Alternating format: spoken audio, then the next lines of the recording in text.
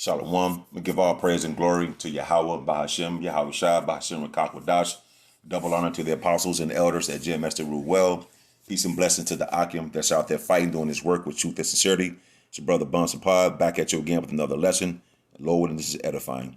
I'm going to play this clip. I'm going to try to play some of the clip where you can see this guy, the leader of NFAC, Grandmaster Jay, was telling his people he has the spirit of Theudius. And that's an example in the book of Acts chapter 5 where he boasts himself to be somebody and he had people to follow after him. So that same spirit is back today with this guy, Grandmaster Jay, who has no beard on his face, who has, you know what I'm saying, he have a bald head, and the men is following these guys to their grave, man. You know, nothing good will come out of this thing, man. You're supposed to follow and trust in Yahweh Bashim Abishai. That's it. So I'm going to play a little bit of this clip. And now in Genesis chapter 27 goes into the blessings of Isaac. Goes to the blessings of Esau and Jacob. And I'm just going to get to the point of Esau got the sword for his blessing, as you see right here in verse 40. But you can go back and read Genesis 27 and see how Isaac's eyes were dim. He couldn't really see. He was getting older and about to die, go back to the spirit world. And he wanted to bless his sons before he died. So he told Esau to go out and hunt for venison and make this savory food that he liked. But Rebekah heard it, and she told her son Jacob, which is Esau's brother as well, to go get the 2 kid goats from the flock that she was going to make the food to bring, because she could make the food just as better as Esau. And basically they supplanted Isaac for the blessing. And when you read on down, it tell you that. And then when you get to verse 40 right here, it said that, I'm going to read that. I ain't going to jump the gun. I just want to show you something in this video real quick.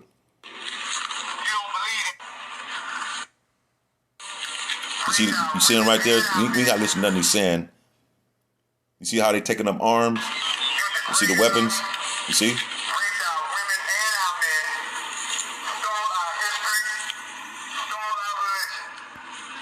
Now what he's saying, you know, he's on point on some things, man. But we not out to go out and take up arms in a kingdom that Yahweh Bashib Abishai set this man up in. So there's no way possible carnally that you're going to defeat this man. This man got an army. You so-called Negroes, Latinos, and Native Americans only have used the weapons. This man has an army. He has other technology, microwave technology, man, that'll fry you, man. That'll fry your insides. He got drones. So this guy right here is nothing else but an example I'm going to get in the book of Acts, man. He boasting himself to be someone, and he's gaining followers, and they're going to soon meet their demise, man, because the scripture said, wait ye upon the Lord. So this is Genesis 27 and 40. I'm just getting down to the point. And by thy sword shalt thou live. This was because Esau asked, hold on, let me go up a little bit.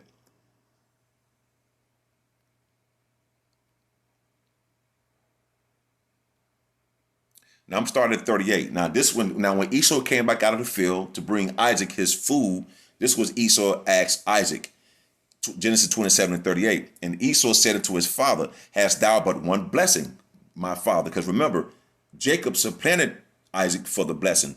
So Esau said, so it was only one blessing? Bless me, even me also, O my father. And Esau lifted up his voice and wept. And Isaac his father answered and said unto him, behold, thy dwelling shall be the fatness of the earth and of the dew of the heaven from above. Esau is all over the planet, man. He's in everybody's land, taking their resources. That's the fatness of the earth, man. Verse 40, and by thy sword shalt thou live. Do not he go to other people's countries with the disguise of being patriotic, but yet he come with missiles, he come with his army to take their resources? Is that not the modern day sword, the gun? Not an actual, I forget the name of the katana sword. No, we talking about the modern day sword, from a katana sword to an actual sword, meaning a gun.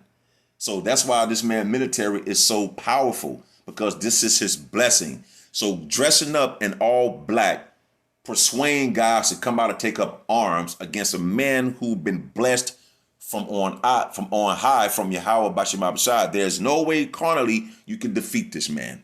It is entirely impossible to do that, man. You see what I'm saying? So over here in Acts chapter 5, right? Here's an example of one called Theudius that came up and was boasting himself. So I'm started 36 and get 37. For before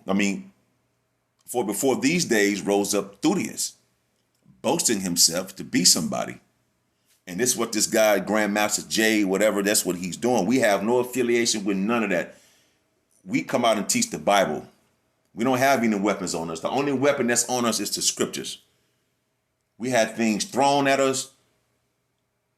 People want to fight us, all because of the words of Yahweh Bashim Abishai. We don't have no weapons. This is the only weapon we have. So for before these days rose up Theudius, boasting himself to be somebody, just like this guy Grandmaster J is doing. So that same spirit of Theudius, of people boasting themselves and want to take up arms, is nothing new today. There's nothing new under the sun. So back then they were called zealots. Your modern day zealots would be who? Your revolutionaries and your Black Panthers and things of that nature. Acts 5:36, for before these days rose up Theudius, boasting himself to be somebody, to whom a number of men, about 400, joined themselves unto Theudius. You see these men join themselves unto Grandmaster J. You see?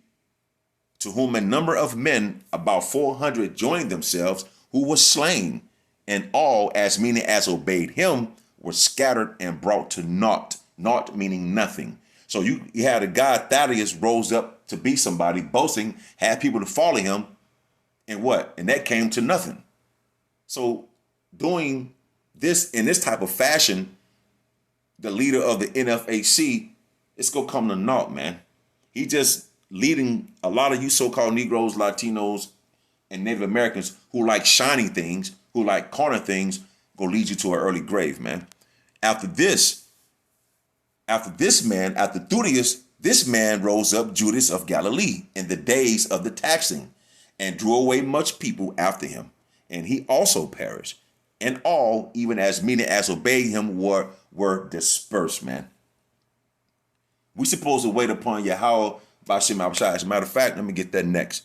We're not supposed to take up arms against a man whom Yahweh Shai blessed him with the sword, man. And your modern day sword is what? Your gun. Does not he have a great military? Come on, man. So these scriptures are not in any order. So this is Isaiah 40:31. But they that wait upon the Lord shall renew their strength. You see? Because we was given spiritual things, man. Why you think Jake, you so-called Negroes, Latinos, and Native Americans can't shoot a gun properly? Because that's not your blessing.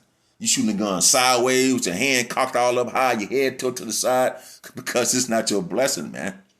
Now he's saying spiritually in Isaiah, but they that wait upon the Lord shall renew their strength. They shall mount up with wings as eagles. They shall run and not be weary, and they shall walk and not faint.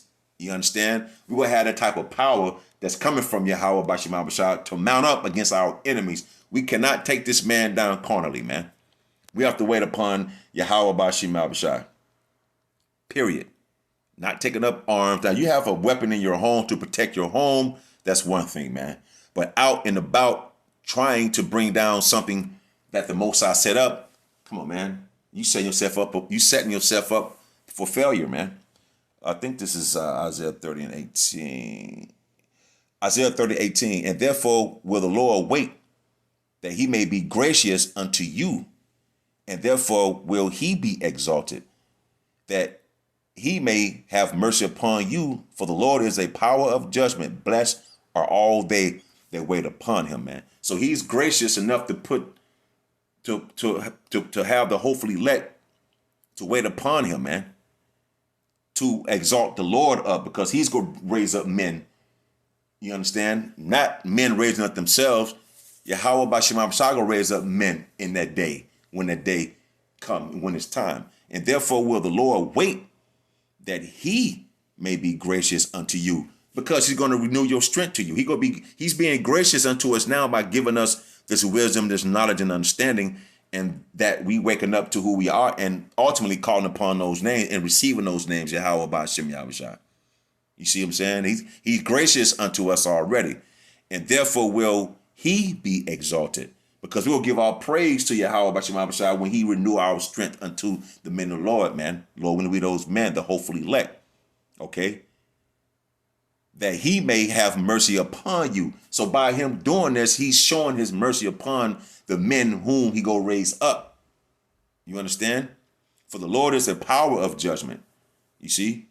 Blessed are all they that wait for him. So blessed for the man that wait upon Yahweh Bashim Abishai, but not taking up arms on his own to go up against a power that the Lord has set up, man.